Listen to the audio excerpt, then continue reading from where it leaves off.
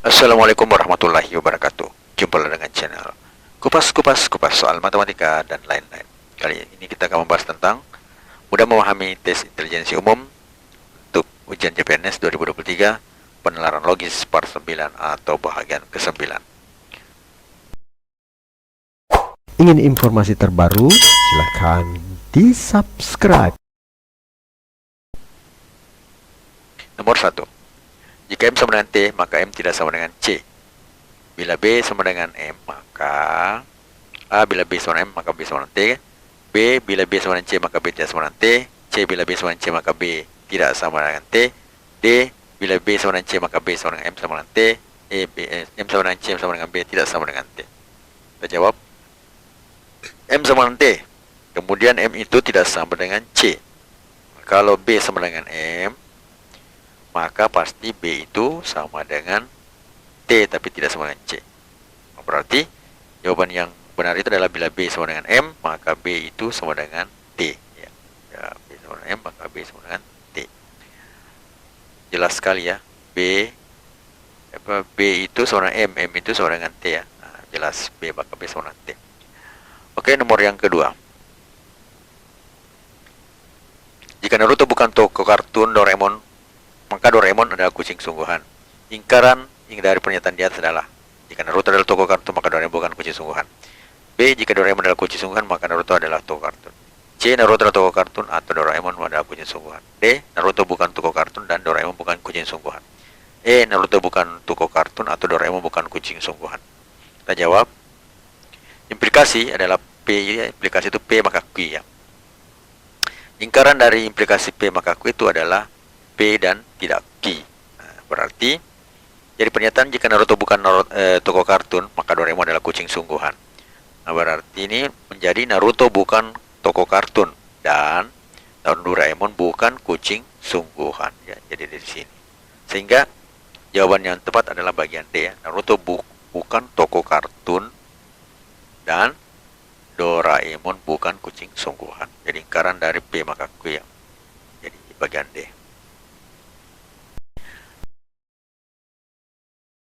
Selanjutnya nomor yang ketiga. Jika saya bekerja maka saya mendapat gaji. Kalimat berikutnya yang kembali dengan pernyataan ini adalah: A. Saya bukan pekerja atau saya mendapat gaji. B. Saya bukan pekerja dan saya mendapat gaji. C. Saya bukan pekerja atau saya tidak mendapat gaji. D. Saya bukan pekerja dan saya tidak mendapat gaji. E. Saya bekerja dan saya tidak mendapat gaji. Jawabannya Jika bermanfaat, mohon di-share ya. adalah, lihat kalimatnya. Jika saya bekerja maka saya mendapat gaji. Bentuk kalimat seperti ini itu merupakan sebuah implikasi ya. B-nya saya bekerja, kemudian Q-nya adalah saya mendapat gaji. P jika P maka Q ya, berarti P-nya saya bekerja, Q-nya saya mendapat gaji. Itu ekuivalen dengan tidak P atau Q. Karena di sini ada dua ya, di sini P maka Q ini ekuivalen dengan tidak Q maka tidak P. Tapi di sini atau dan di sini yang hanya yang diperlihatkan tidak ada jika maka yang lain ya. Berarti kita memakai bagian yang merah ini ya. Jadi pernyataan yang di atas ekuivalen dengan saya bukan bekerja. Ini ya, tidak Q. Atau saya mendapat gaji. Jawabannya adalah A ya. Saya bukan pekerja atau saya mendapat gaji. Selanjutnya nomor yang keempat. Jika Ina mempunyai buku maka ia akan membacanya. Ina tidak membacanya atau Ina pandai. Nah, jadi ini yang dinilai adalah yang cocok dengan ini adalah A. Ina mempunyai buku dan Ina pandai. Jadi pernyataan cocok ini ya. B. Ina tidak mempunyai buku. C. Ina tidak pandai dan Ina mempunyai buku. D. Ina tidak mempunyai buku dan Ina tidak pandai. E. Semua pernyataan tidak benar. Kita jawab. Nah, ini lagi implikasi ya. Jika Ina mempunyai buku maka membacanya. Pertama implikasi jika P maka Q. Di sini modusnya dipakai adalah modus tollens. Di sini implikasi tapi yang dipakai adalah masuk ke jenjang berikutnya itu modus tollens. Jika P itu maka Q itu ini modus tollensnya, maka modus tollensnya itu tidak Q maka tidak P. Nah, di sini tidak Q maka tidak P.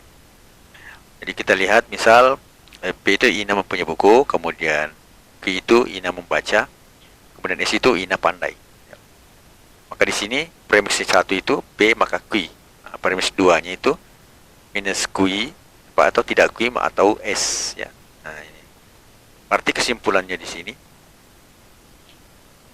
tidak P ya. Jadi biar bagaimanapun di sini tidak P ya. Jadi pasti apapun kejadian di sini hasilnya adalah tidak P. Kalau tidak Q berarti tidak ini, maka ya tidak P. Kesimpulannya bahwa Ina tidak mempunyai buku ya, premis ini. Maka tidak Q atau S itu berarti hasilnya adalah tidak P. Jadi lingkaran dari keduanya, yang kedua ini premis kedua, maka hasilnya adalah tidak Q seperti ini. Tidak Q maka tidak P ya. Tidak Q maka tidak P hasilnya. Jadi tidak Q-nya ini di dalam sini tidak Q itu, maka hasilnya pasti tidak P.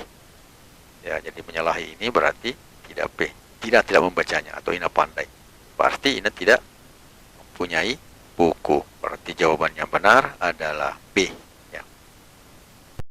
Selanjutnya nomor yang ke-5. Suka dengan videonya? Like dong. Pada suatu ketika ada kasus pencurian serba. Ada 5 orang yang diduga menjadi pelaku pencurian. Tidak ada yang mengaku telah mencuri. Dari hasil penyelidikan diperoleh data sebagai berikut. Nah, ini hasil penyelidikan. Jadi ini semua dianggap benar ya. Jika berbohong maka D jujur. Jika B jujur maka C jujur. Jika D berbohong maka B jujur. Jika E berbohong maka A jujur. Mana yang berbohong jika B berbohong? Jika B berbohong. A, B, D, C, A, C, D, C, D, E, dan D ya. Jadi kita jawab, jika berbohong maka D jujur, ini adalah kalimat pertama. B ya, yang dianggap benar-benar semua. Jika B jujur maka C jujur. Jika D berbohong maka B jujur. Dan E berbohong maka A jujur. Implikasi itu bernilai salah. Jika P benar maka Q salah. Jadi ini tabel kebenarannya ya, yang biasa dipelajari di logika. B benar, pernyataan B benar, kemudian pernyataan E salah, maka itu kesimpulannya adalah salah. Nah, jika A berbohong maka D jujur, itu adalah benar. Benar-benar ya. Berarti ini diingkari, ini salah ya. Salah maka benar, jujur adalah benar ya. Berarti ini dianggap benar. Kemudian jika A jujur maka D berbohong, berarti salah. Maka salah itu dianggap adalah benar. Oke. Selanjutnya untuk bagian B. Jika B jujur maka C jujur. Berarti jika B tidak berbohong maka C jujur juga adalah benar. Berarti salah maka benar, benar. Nah, jika B berbohong dan C juga berbohong maka juga adalah benar ya. Di sini. Karena salah maka salah juga benar. Selanjutnya jika D berbohong maka B jujur, ini adalah benar. Maka jika D jujur berarti salah, maka B jujur adalah benar, berarti adalah benar. Maka jika D jujur maka B berbohong, itu juga benar. Jadi salah ke salah berarti benar ya. Selanjutnya bagian E. Jika E berbohong maka A jujur adalah benar. Berarti jika E jujur maka A jujur juga adalah benar. Berarti salah ke benar ya. Nah, kemudian jika E jujur maka A berbohong juga adalah benar. Salah maka salah juga adalah benar. Dari sini bisa kita lihat. Jadi yang bisa berbohong itu adalah A dan C. Jadi kita jawabannya adalah C dan C, itu A dan C. Nah, kita lihat dulu yang cari yang yang berbohong ya. Jika B berbohong maka yang mana berbohong maka C termasuk berbohong ya. Nah sekarang kita cari berbohong yang B. Nah ini jika D jujur maka B berbohong adalah benar. Maka kita cari D yang jujur. Jika D jujur A-nya berbohong, berarti A berbohong maka D jujur adalah benar juga ya. Nah berarti yang berbohong itu adalah A dan C. Jelasnya A dan C. Kita lihat berbohongnya B, berbohong adalah benar. Kemudian ini lagi D jujur maka B berbohong juga benar di sini. Maka dicari dulu tadi C berbohong adalah benar, B berbohong dicari, B berbohong itu adalah benar, tapi di sini D jujur. Nah, sekarang D jujur yang kita cari, ternyata di sini A yang ada berbohongnya adalah A. Maka A dan C adalah berbohong.